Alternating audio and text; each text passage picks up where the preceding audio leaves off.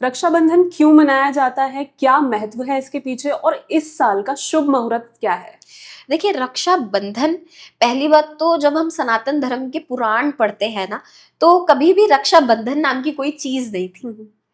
रक्षा सूत्र बोला जाता था, जो चालू ही करा था इंद्रदेव की वाइफ ने, इंद्रानी ने।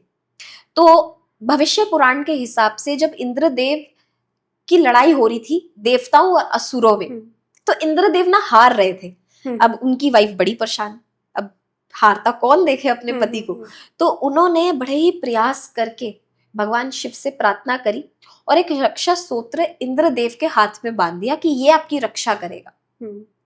वहां से रक्षा सूत्र की जो कहानी है चालू हुई। क्यों?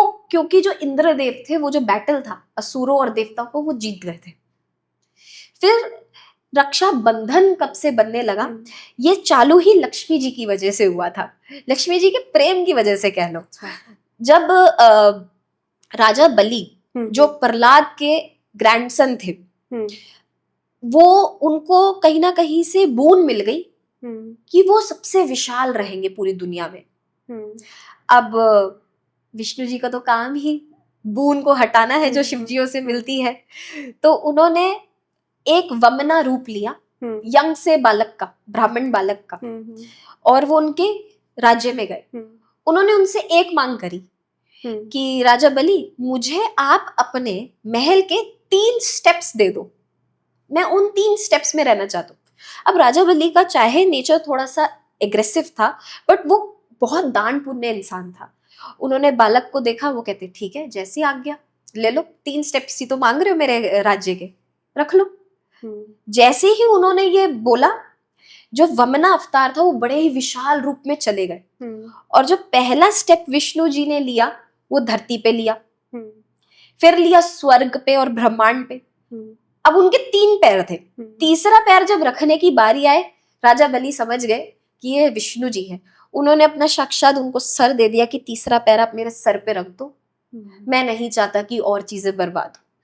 तो इम्प्रेस होके विष्णु जी ने अपना जो पैर था उनके राजा बलि के सर पे रखा और उनको ये वरदान दे दिया कि तुम सूतल लोक में रहते हो, उसका पहरेदार मैं हूंगा।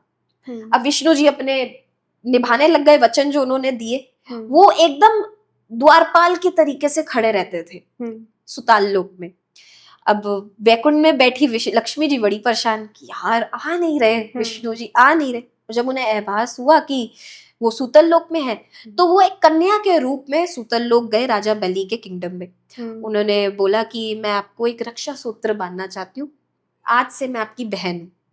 और राजा बलि ने बड़े ही प्यार से उनकी वो जो रक्षा सूत्र था वो बनवाए और अब बोला कि अब तुमने अपनी बहन बोला है तो मांगो तुम्हें क्या चाहिए। उसी टाइम तुरंत लक्ष्मी जी अपने रूप में आती हैं और बोलती हैं कि मुझे मेरे विष्णु चाहिए। और ये सुन के, क्योंकि अब वचन दे चुके थे राजा बलि भी कि मांगो जो मांगना है, तो इसी चलते राजा बलि ने विष्णु जी को सौंप दिया लक्ष्मी जी को। तो ऐसे वो वैकुंठ चले गए। तो यहाँ से कहानी चालू होती है हमारे रक्षाबंधन की कि एक भाई ने, चाहे वचन उसके लिए निभाना बड़ा मुश्किल था, लेकिन बहन ने मांगा तो भाई ने वो करी चीज। यहाँ से कहानी हमारी शुरू हो गई भागवत पुराण के हिसाब से रक्षाबंधन की। और तब से आज तक ये जो बंधन है भाई बहन का, ये निभाया जा रहा है हमारे देश में।